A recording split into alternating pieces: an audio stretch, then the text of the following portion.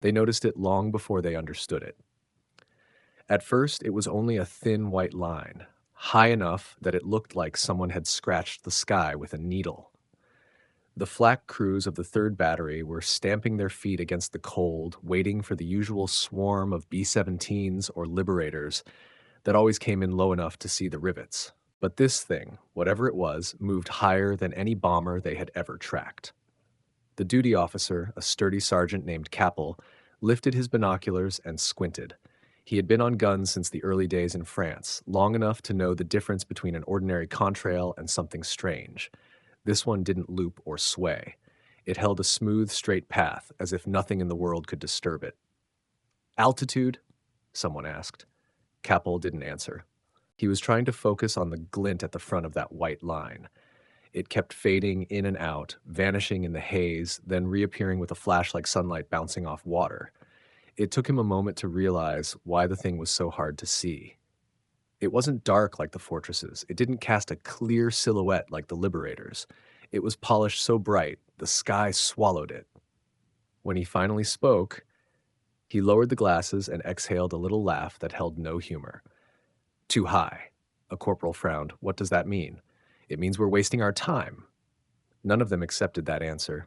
Not yet. They'd learned to respect American bombers, but they'd never seen one act like a visiting ghost.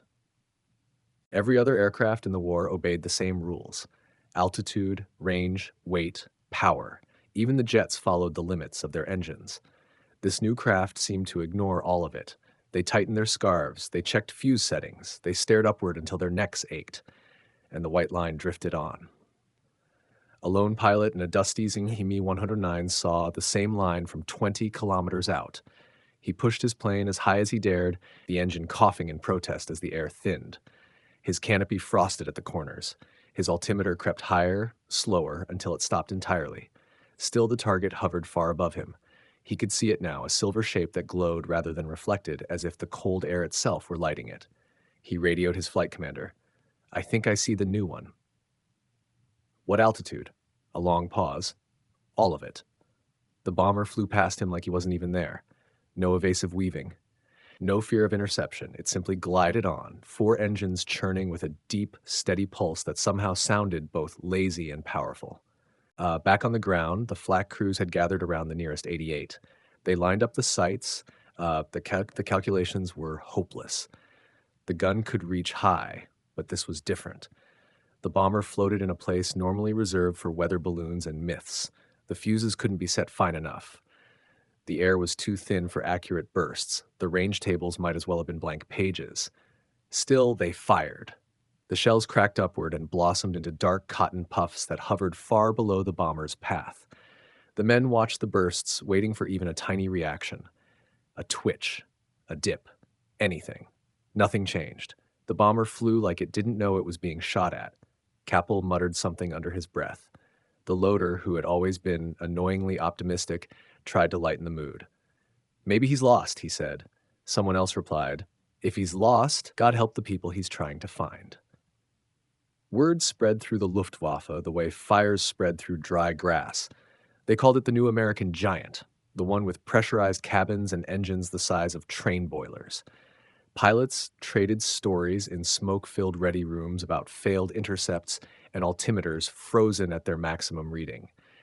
It had a name, of course, something technical and American, but most of the men never bothered with it. They just called it the High One. To the flak crews, though, it earned a different name. The first time they saw it shimmering against the sun, it blurred like a mirage. It didn't shine. It didn't glint. It shimmered. The effect was eerie, as if the aircraft were flickering in and out of existence. They couldn't track it cleanly, and half the time they lost it altogether. That day, one of the gunners stepped away from his optic and said, almost to himself, "It looks like a ghost made of metal." The others heard. The name spread faster than the official intelligence reports. Soon, every battery from Hamburg to Augsburg used the same title for the strange machine that ignored gravity and gunfire: the Silver Ghost. That winter, a reconnaissance team recovered a piece of wreckage from one that crash-landed after mechanical trouble. The engineers crowded around the crumpled metal, running their hands over the smooth skin. The alloy was polished so perfectly that even the muddy debris from the crash site slid off it. One officer joked that it was shinier than his wedding ring. Another stared at the fragment with a kind of uneasy respect. "No wonder our optics can't hold it," he said. "Light can't decide what to do with it." Reports piled up. Intercepts failed, guns missed, ranges proved useless. Fighters climbed until engines nearly died, only to find the bomber still above them, cruising in rare air. But the clearest proof came one morning when two formations of them crossed over the Ruhr. The sky was pale and thin, washed out by winter. The crews saw the contrails first, then the faint flicker of silver shapes gliding with the calm confidence of machines designed to ignore the world below. They moved like royalty, unhurried, unchallenged. The 88 crews went through their routine, set elevation, adjust fuse, fire in spread patterns, the barrels heated. The shells burst far below the formation. Even the 128s, the heavy beasts usually reserved for the worst raids, couldn't reach them with intention. The crews fired anyway because doing nothing felt worse. Kappel watched the puffs of smoke drift harmlessly away. "Feels like shooting at the moon," he said. When the bomb doors opened, he could barely see the motion. At that height, it looked like the belly of the aircraft simply shed dark seeds. The bombs fell so long that the flak crews had time to brace, wipe their hands, and take a breath before the ground finally trembled. The shock wave rolled across the fields. The smoke columns rose like giant black trees. The silver ghosts turned gently, steady as clockwork, and drifted home. No weaving, no panic, not even a hint that they'd been in danger. And in a way, they hadn't. The Germans had built fighters for altitude, but not this kind of altitude. They had crafted guns for reach, but not this kind of reach. The bomber wasn't just beyond their tools. It was beyond their assumptions about what a plane could do. By the end of the first month, the Silver Ghost wasn't just a threat. It was a symbol of something worse. The knowledge that the sky had shifted, and Germany no longer owned the upper layers of it. By spring, the men had stopped looking for weaknesses in the new bomber and started looking for patterns. Anything predictable could be attacked, even if the odds were rotten. They studied the contrails, the timing, the radius of their turns. They tried to guess which industrial center would be next. But the bomber's range made it unpredictable. It could come from England, the Mediterranean, even somewhere out in the Atlantic. Its routes bent across the continent in long, smooth arcs that made no tactical sense until you realized the thing didn't care about conventional constraints. The first pilot to get close enough for a real look was Oberfeldwebel Hans Kessler. He was flying in Me 109G on a sortie meant to intercept a presumed group of fortresses reported over the Ardennes. Instead, he saw a silver shape high above, alone and indifferent. He radioed in, got permission to investigate, and began climbing until the engine sounded like it was struggling through soup. He gained altitude in a slow crawl, watching his gauges like a man trying to keep a dying fire alive. His teeth rattled from the vibrations. The canopy sealed in a thin crust of frost. And yet the bomber still sat above him, growing no larger despite his desperate climb. Only when he got close enough for the angle of sunlight to shift did he see what the flak crews had been talking about. It looked smooth in a way no warplane had any right to be. Skin polished to a mirror, curves that seemed almost too modern. Not blocky like a B-17, not slab-sided like a Heinkel. It had a kind of deliberate elegance, like someone had sat down and designed the future instead of another machine for the present war. He pushed the throttle. The engine sputtered. His airspeed dropped. The bomber hung above him like a second moon. For a moment, he considered firing anyway, even though the geometry was hopeless. Then the bomber's belly opened, and a row of circular doors slid back as cleanly as a well-oiled pocket watch. He realized he was directly under its release line. The bombs dropped past him, silent, dark shapes falling in a straight, vertical line like the world's slowest elevator. He veered hard, heart hammering. The slipstream rattled the canopy. The bombs fell so long he had time to count the seconds before the distant rumble reached him. He flew back shaken, not because he had been in danger, but because the aircraft hadn't reacted to him. It hadn't banked or turned. It hadn't accelerated. It had simply let him burn precious fuel and engine life, trying to reach it, the way a man lets a child swipe at him in a game he doesn't really want to play. He reported his experience to his commander, who listened with a kind of tired resignation. They both knew what it meant. The bomber didn't need escorts. It flew where no fighter could reliably reach it, and because of that, it could drop its payloads with the detached confidence of a man placing items on a high shelf. The Luftwaffe called a series of emergency meetings to reevaluate their high-altitude strategy. Engineers considered everything from superchargers to rocket-assisted Messerschmitts. Some even proposed taking one of the few remaining Me-262s and stripping it down for maximum altitude. All of the proposals suffered the same fatal flaw: time. Whatever was happening to the Reich's skies, it was happening fast, and their industry was already limping. Meanwhile, the men on the ground came to understand why the bomber seemed supernatural. The altitude wasn't just high, it was above the worst of the weather, above the turbulence, above the small disturbances that made ordinary bombers twitch and dance. Up there, the air thinned into something fragile and quiet. The bomber didn't fight it, it floated through it. The flak crews began joking that the Americans had found a way to station their aircraft in a different layer of the sky. They laughed, but the truth wasn't far from that. The bomber operated in an environment the Germans simply couldn't contest.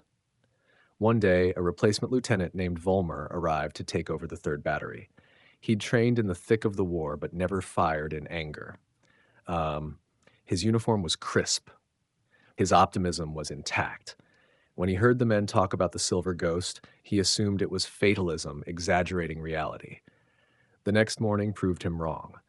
They heard the engines before they saw the crafts. 4 of them this time, trailing long white scars behind them. The weather was unusually clear, and sunlight hit the bombers at an angle that made them flicker like fish seen through water. Vollmer tried to track one with his binoculars, adjusting the focus repeatedly as if the problem were with the optics and not the plane. "It's reflecting too much light," he muttered. "No," Hartmann said quietly, "it's reflecting it in the wrong way." The battery fired. The shells climbed. The bursts formed a neat pattern, the kind that usually herded Allied bombers into more predictable lanes.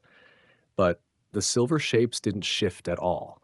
They remained on their chosen path, the bursts dissolving under them like harmless clouds. Vollmer tried to mask his frustration, but by the 3rd salvo, even he understood why the men didn't bother shouting encouragements at the guns when the Ghost was overhead. When the bombs fell, he braced himself like everyone else. The impacts rolled across the fields in long waves, shaking loose dirt from the rafters. Later that afternoon, after the all-clear, Vollmer gathered the men around the largest gun and told them they would retrain for high-angle fire. He spoke with the determined tone of an officer who refuses to accept the situation. Hartmann approached him afterward. He kept his voice respectful. "Sir, the setting doesn't matter. The fuses don't matter. We're firing into a part of the sky the gun wasn't built for." Vollmer looked at him, searching for defiance. He found only fatigue, the kind that came from trying the same hopeless solution over and over. "Then what do you suggest?" he asked. Hartmann thumbed a pebble with his boot. "I suggest we accept physics. It wasn't a mutiny. It was a simple truth." The Silver Ghost returned 2 days later, then again the next week. Each time the crews fired. Each time the bursts missed by hundreds of meters. Each time the bomber sailed on unaffected. By late spring, the veterans of the flak batteries had developed a strange habit. When the Silver Ghost appeared, they didn't scramble or curse. They looked up in a kind of silent awe, as though watching something sacred or untouchable. The sky had shifted, and they felt it in their bones. The enemy had gone somewhere they could not follow. By early summer, the Silver Ghost had become a kind of legend whispered in the places where soldiers gathered to pretend the war wasn't ending around them. In barracks, men told newcomers about the bomber that lived above the weather. In the canteens, ground crews argued about how such a thing could even stay aloft in air that thin. Mechanics speculated about superchargers, about engines built from some exotic alloy, about American fuel mixtures that burned hotter and cleaner. Nobody knew for sure. Nobody had gotten close enough to study one intact. The pilots were the most rattled. They rarely admitted fear, not openly, but you could see it in how they talked about the bomber. Usually they bragged about altitudes reached, guns fired, risky dives survived. The stories had swagger. But whenever someone mentioned the high one, the room went quiet for a moment. The confidence slipped. It was like talking about a storm that didn't care who flew into it. Oberleutnant Friedrich Marek, one of the more seasoned pilots still flying, described it best one night in the officers' mess. He set down his coffee and said, "It's not that it's fast. It isn't, not compared to a jet. It's that it doesn't acknowledge the fight. You climb, it stays. You fire, it doesn't move. You bleed energy, it doesn't even notice you exist." Someone asked him how close he had managed to get.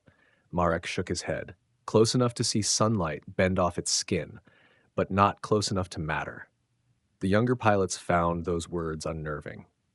They were used to thinking of altitude as a contest, climb rate, boost, emergency throttle, something you could win with enough nerve. But this was different. The Silver Ghost wasn't winning the altitude war. It was operating in a completely different realm. Meanwhile, High Command tried to figure out a way to counter it. They pushed the rocket engine program into desperate overdrive.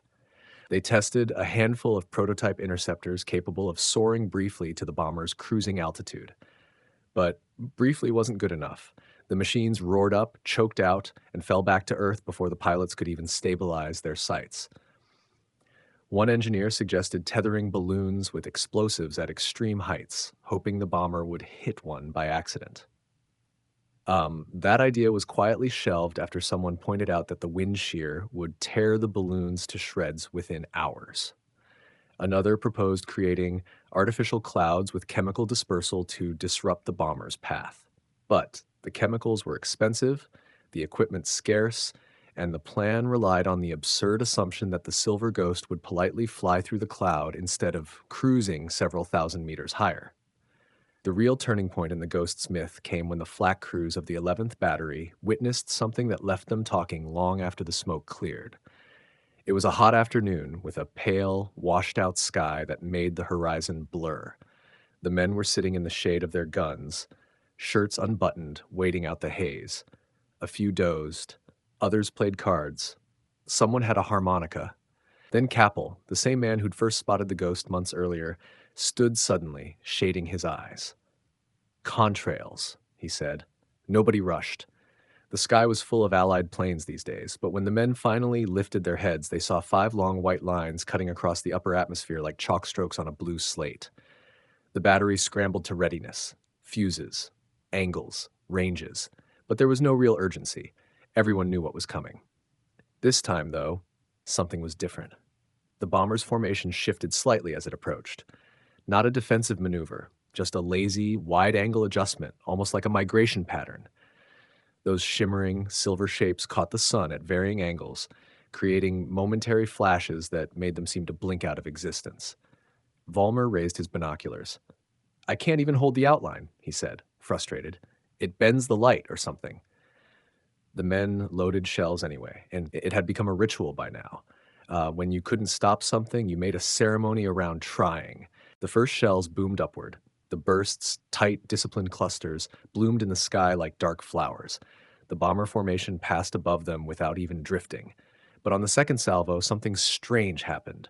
A single shell burst unusually high, either from a misset fuse or a manufacturing defect. The explosion puffed just close enough to the lead bomber that the silver shape flickered, brightened, then dimmed. One of the loaders shouted, "Hit! We hit it!" The men stared upward, breath held, but the bomber didn't falter, didn't bank, didn't lose altitude. It simply kept going. Now the crew saw what had happened. The burst hadn't actually touched the bomber. It had simply thrown a shockwave of hotter, denser air against its polished skin for a moment. The sunlight refracted differently, the way heat warps a road on a summer day. For half a second, the plane had looked wounded, but only because the air around it was distorted. Vollmer lowered his glasses and sighed. "Even the illusion of hitting it feels like a gift." Hartman smirked. "You're learning." But what happened next became the real story. As the bomber passed overhead, one of the men, Klaus Henning, a gunner barely 20 years old, noticed something trailing behind the formation. At first he thought it was another contrail, but it moved wrong. It wobbled, it dipped slightly. The shape behind it didn't gleam, it shimmered unevenly, as if missing a panel or two. "Hold on, what's that?" he said. The crew followed his gaze. A sixth bomber, no formation discipline, no perfect contrail line, no regal confidence, hung behind the others, struggling to maintain altitude. Smoke curled from one engine. The shimmer of its polished skin was patchy, dulled by scorch marks and debris. Hartman's jaw tightened. One's damaged. The battery shifted. The mood changed. For months, they'd been firing at gods. Now, for the first time, one of those gods limped like a mortal. Load fast, Kappel ordered. The guns swung. The fuses were set. The crews moved with a focus they hadn't felt in ages. The first salvo arced upward and burst close enough that the echo slapped the ground like a flat hand. The wounded bomber didn't fall, but it shuddered. Just a twitch. Enough to show it felt the near miss. Again! The second salvo burst. This time the distance was less forgiving. The bomber dipped. The contrail wavered. One of the engines coughed a thick ribbon of black. For a moment, the sky seemed to hold its breath. Then the bomber began to descend, not a dive, not a crash, but a slow, unwilling bow toward the lower air. The men stared, frozen. They had done it. They had nicked the ghost. The battery erupted in cheers. Helmets clattered. Fists punched the air. Vollmer laughed like a man who'd just found proof that the world still made sense. But the moment didn't last. Because, as the bomber descended, the 5 uninjured ones in the formation began to bank. Slowly, deliberately, like shepherds noticing a wounded animal. One by one, they curved back toward their damaged companion, forming a loose defensive circle. They arranged themselves around it with a kind of quiet solidarity that none of the Germans had expected from a bomber group. Hartmann's grin faded. They're protecting it. Nobody fired.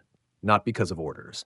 And not because they lacked range. They stopped firing because the sight was unsettling. 5 giants moving in a slow, deliberate wheel around a wounded brother. It looked coordinated, intelligent, almost human. The formation held long enough for the limping bomber to level out and regain some altitude, well beyond the reach of the 88s. Then the 5 escorts stretched back into their original pattern, and the damaged one tucked behind them with an exhausted wobble. The 6 of them drifted away together, silver flickers fading into the haze. No cheers followed. Just quiet. The silver ghost could be touched, it seemed, but even then, it remained untouchable. After that day, the mood around the battery shifted in a way nobody said aloud, but everyone felt. The men still cursed the ghost when it passed, still dutifully loaded shells and tracked angles. But there was something else now, an odd kind of respect. The bomber wasn't just a machine anymore. It had shown them a glimpse of vulnerability, and at the same time a level of discipline and unity that made it seem more like a living thing than a construct of aluminum and rivets. Stories about the damaged ones spread quickly. Other units claimed they'd seen the escort maneuver too. Some swore the wounded bomber had dropped a flare signal before slipping back into formation. Others insisted small fighters had tried to pounce on it but been unable to climb high enough. Most of it was nonsense, but one truth stood out. The silver ghost wasn't invincible, and the men clung to that small piece of reality like a rope. Still, nobody forgot the way the 5 healthy bombers had turned back. The following week brought storms, thick, humid clouds that seemed to push the air down instead of letting it rise. The batteries sat in quiet, wet heat. Tarps dripped, boots squelched in the churned mud. The sky looked heavy enough to press onto the earth like a lid. It was in that dull, swollen atmosphere that Marek, the veteran pilot, arrived at the battery unannounced. He stepped out of a dusty Kubelwagen, uniform wrinkled, flight jacket slung over one shoulder. His hair was wined mussed, and his eyes had the look of someone who hadn't slept more than an hour or two lately. The men snapped to a loose sort of attention, uncertain why a pilot of his rank would bother visiting a flak unit. Hartmann approached him. "We weren't told to expect anyone." Marek waved that off. "I'm not here on orders. I'm here because I need to know something." He scanned the group as if looking for a particular expression, then said, "It's about the high bomber, the one you hit." The men exchanged glances.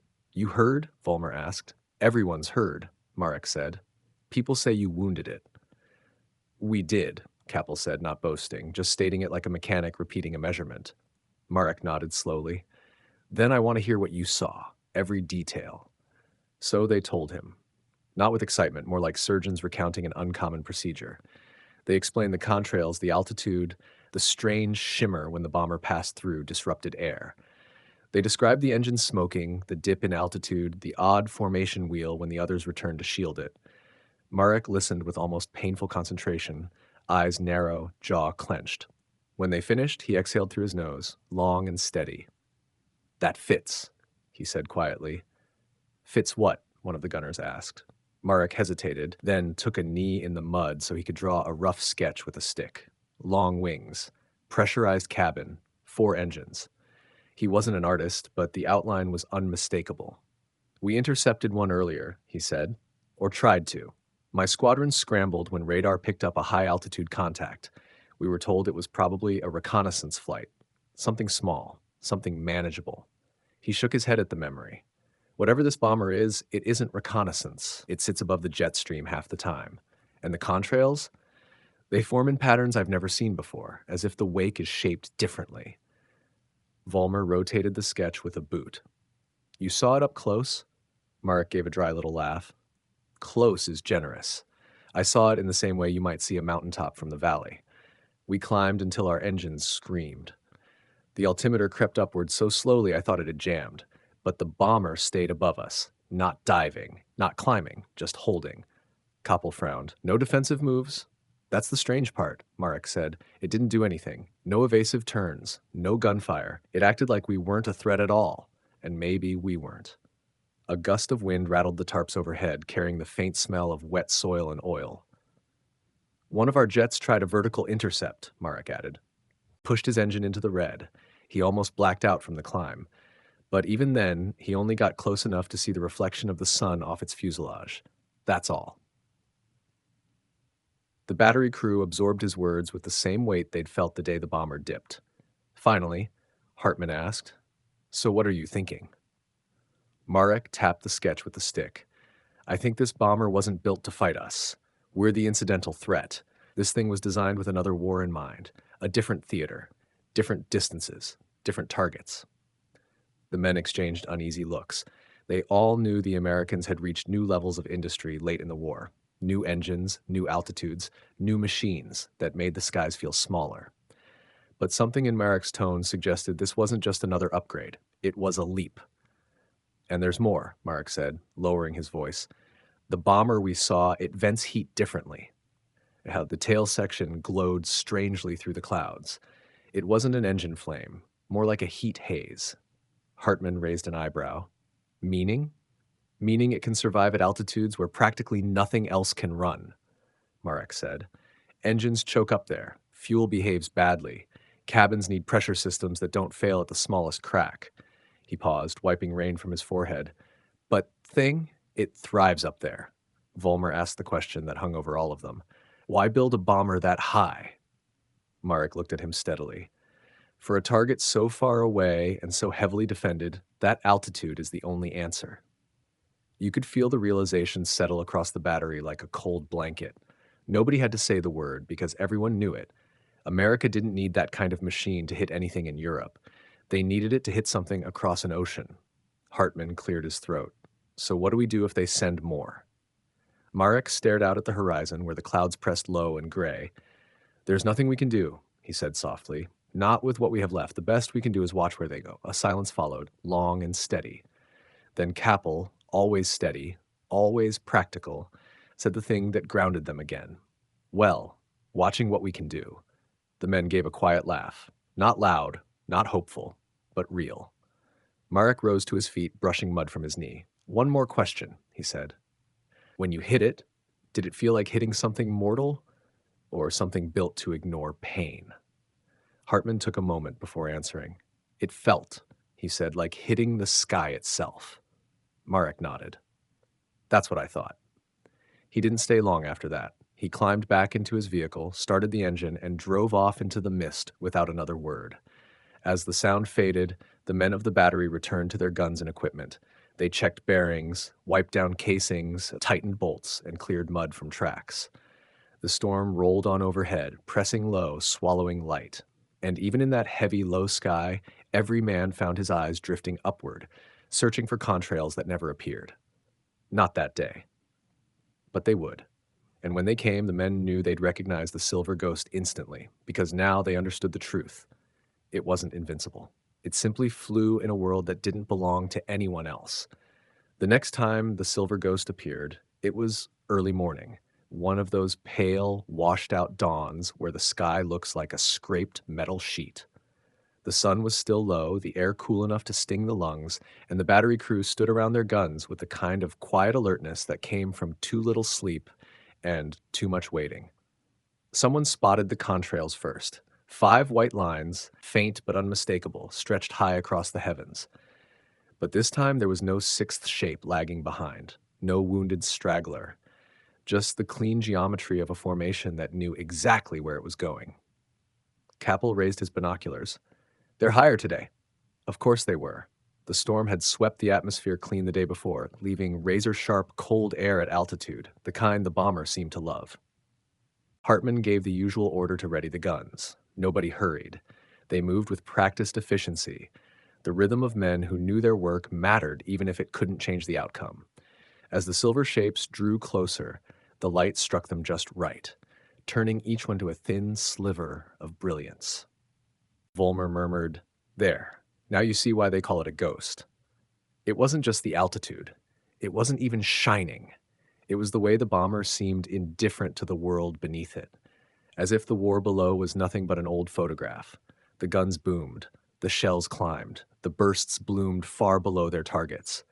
The silver ghosts didn't shift, didn't veer, didn't even seem to acknowledge the effort.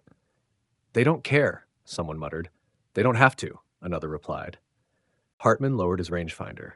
He knew. They all knew, but firing was the job, and they weren't going to stop now. You didn't refuse the fight just because the fight was impossible. The second salvo rose, closer, but not close enough. The third followed. Same story. Then, without warning, one of the bombers broke formation. It dipped, not sharply, but enough to alarm the men below. For a second, they thought another one had been damaged. Volmer even reached instinctively for a fresh shell, as if this were their moment again. But the bomber steadied itself. Its wings caught the sun, and in that flash of light, the men saw something they hadn't expected at all. Bomb bay doors opening. "Brace!" Hartman yelled, though everyone knew full well no bomb dropped from that height would land anywhere near them, except no bombs fell. Instead, something smaller slipped sideways out of the bay, a canister, no bigger than a barrel, tumbling with deliberate slowness. It fell lazily as if it had all the time in the world. A second one followed, then a third. "What the hell are those?" Kappel asked. "Not bombs," Hartman murmured. They watched the canisters fall until the shapes vanished into the low haze. A distant rumble followed, soft, muted, nothing like the earth-shattering blast of a high-explosive payload. Volmer frowned.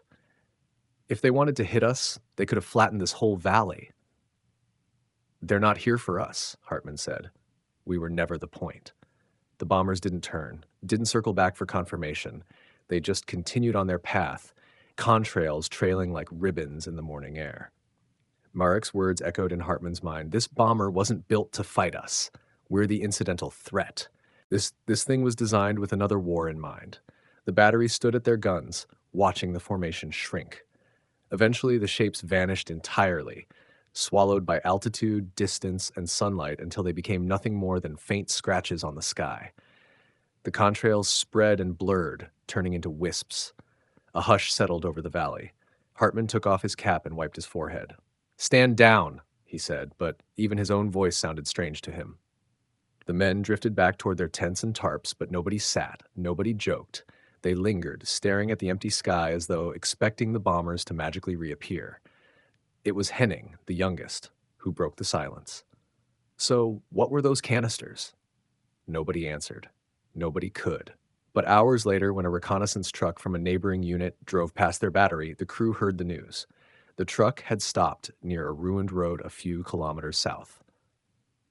The canisters had landed there, if landed was the right word. They had burst on impact, not with explosive force, but with fire. Incendiaries, not for cities, not for factories, for testing. The American bombers had flown a mission not to destroy, but to measure. They had dropped their burdens on a nearly abandoned stretch of land, likely calculating spread, ignition, airflow, a trial run. And if this had been a test, then whatever came next wouldn't be aimed at a mud road in a valley. It would be aimed at something that required a machine capable of touching the edges of the stratosphere. That realization washed over the men with kind of quiet dread, not fear for themselves. Something bigger, something beyond Europe entirely. For the first time, they sensed the war had grown too large to understand. They were watching ripples from a stone thrown in a different ocean. As evening approached, the sky turned a soft gold. The storm clouds from the day before had dissolved. The last of the contrails faded into nothing. Kappel stood beside his gun, hands resting gently on the steel as if it were a tired animal. "Feels strange," he said, "like we were watching the future and didn't know it." Hartman nodded. "The future, yes, but not our part of it." The men said nothing more. They packed away ammunition, covered the guns, lit small stoves, a few played cards out of habit, but their eyes kept drifting upward as if searching for a glint of polished metal far beyond reach. And as night settled in, the valley quieted. Crickets, distant artillery, soft murmurs inside canvas walls. Far above, invisible in the dark, the realm where the silver ghost lived stretched on, empty now, cold and thin, waiting for the next time something man-made dared to pass through it. For the men of the 11th Battery, the legend had resolved into something clear and final. The B-29 wasn't extraordinary because of altitude alone. It wasn't the shine or the engines or even the unreachable world it occupied. It was extraordinary because it belonged to a war that hadn't fully arrived yet, a war that would be decided by machines that touched the edge of space. And long after the valley forgot the thunder of their guns, the men would remember what it felt like to look up and see something human-built flying where no fighter could follow. They had fired at it. They had brushed it once. They had watched it disappear. And that was enough. Because sometimes witnessing the ghost is all history allows.